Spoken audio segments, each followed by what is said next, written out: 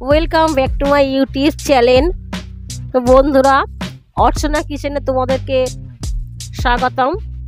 দেখো, আমি আজকে বানাচ্ছি একটা নিরামিষ রেসিপি। এটা হলো সাদা আলুর দম। তো দেখো কিভাবে আমি বানাচ্ছি সাদা আলুর দম। তোমরা কিন্তু এরকম ঠিক বানিয়ে খাবে।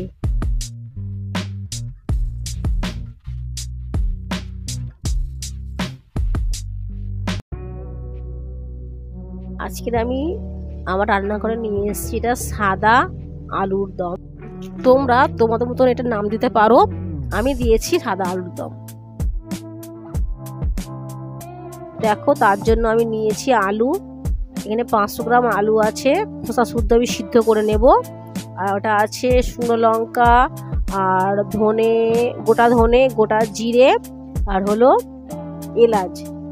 ওটা আমি শুকনো খোলায় ভেজে গুঁড়িয়ে নেব। দুধ আছে আর টক দই আছে, টমেটো কুচি আর হলো ক্যাপসিকাম কুচি, কিন্তু কাজু বাদাম আর হলো চাল মগজ। আমি এটা আলুটা সিদ্ধ করেছিলাম, ওটা আমি খোসাগুলো ছাড়িয়ে আমি ভাজা করে নিচ্ছি লাল লাল করে। আর কিন্তু তোমরা চাল মগজ আর কাজু বাদামের বদলে তোমরা চীনা বাদামও দিতে পারো, না হলে আমন্ডও দিতে পারো। কিন্তু কি হবে, টেস্টটা কিন্তু কাজু বাদামের মতন টেস্টটা ঠিক আসবে না। কাজুটা দিলে টেস্টটা কিন্তু আরো সুন্দর আসে, তাই আমি কাজু বাদামটা দিয়েছি। তো দেখো আমি কিভাবে বানাচ্ছি আলুর দমটা। প্রথমে কিন্তু আমি আলুগুলোকে একটু ভেজে নিচ্ছি। ভাজা আমার হয়েই গিয়েছে আলুগুলো। এই কড়াইয়ের মধ্যে আমি দিলাম এটা আদা বাটা দিয়েছি।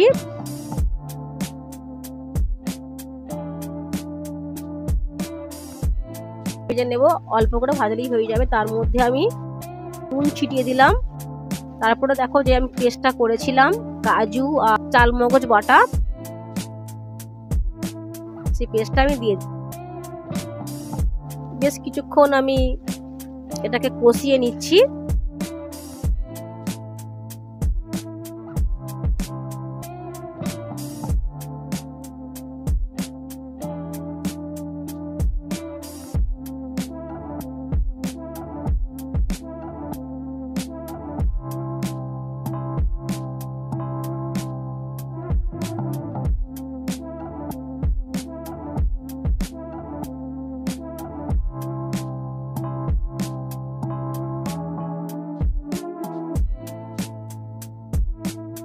তার মধ্যে আমি দিয়ে দিলাম আলুগুলো, একটু বেশ কষে কষে নেব আমি আলুটা দিয়ে।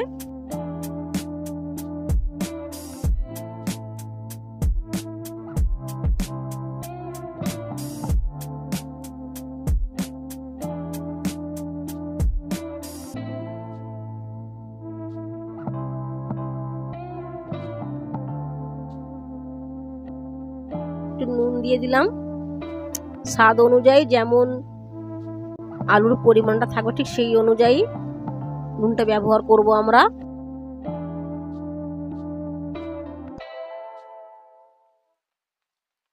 আর আমি কিন্তু কাঁচা লঙ্কা বেটে নিয়েছিলাম।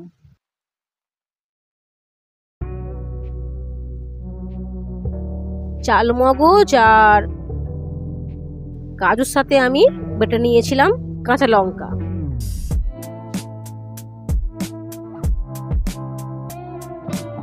আর ভাজা মশলাটা দিয়ে দিচ্ছি আমি, যে ভাজা মশলাটা আমি ভেজেছিলাম।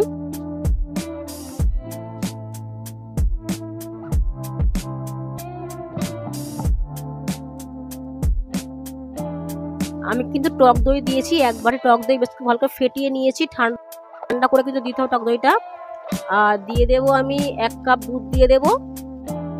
আর দুধটা কিন্তু দিচ্ছি, অনেক হয়তো মনে করবে যে দুধটা দিচ্ছে, দুধটা কি কেটে যাবে না, তো কারণ ওতে টক দই দেওয়া আছে।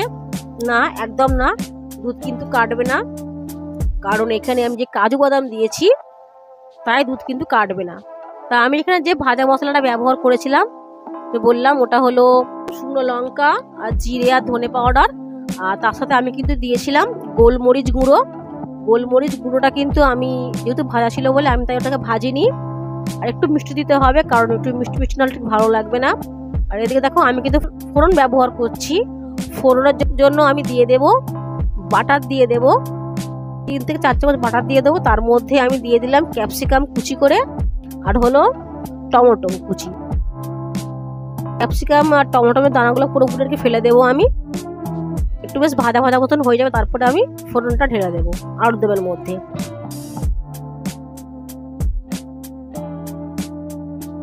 দারুণ কিন্তু টেস্ট আসবে।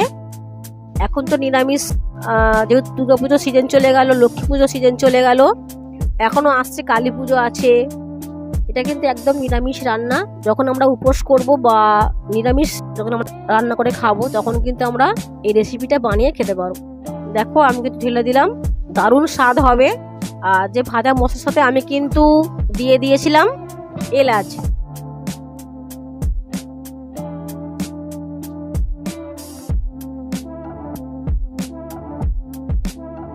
একটু বেশ ফুটে উঠলে এবারে আমি নামিয়ে নেব। খেতে কিন্তু দারুণ হয়েছিল। আমি কিন্তু এতে হলুদ ব্যবহার করছি না, লঙ্কার গুঁড়ো ব্যবহার করছি না। যদি কারোর মনে হয় যে সাদা সাদা খেতে ভালো লাগছে না, তারা কিন্তু অল্প করে দিতে পারো হলুদ। আমি কিন্তু ব্যবহার করিনি হলুদ, তোমরা দিতেই পারো, কোনো অসুবিধা নেই। বেশ মাখো মাখো হবে। দেখো কালারটা খুব সুন্দর এসছে। আলুর দমটা কিন্তু আমার বানানো হয়ে গিয়েছে, এবার আমি নামাবো। আমার চ্যানেলে তোমরা যারা নতুন আছো, আমার চ্যানেলটাকে তোমরা সাবস্ক্রাইব করে দিও, আর আমার পাশে থেকো, লাইক কমেন্ট শেয়ার করে দিও। এই ভিডিওটা পুরোপুরি দেখার জন্য অনুরোধ রইল। পুরোপুরি না যদি দেখো তোমরা, তাহলে কিন্তু তোমরা কোনো রকম টিপস পাবে না, টিপসগুলো মিস করে যাবে।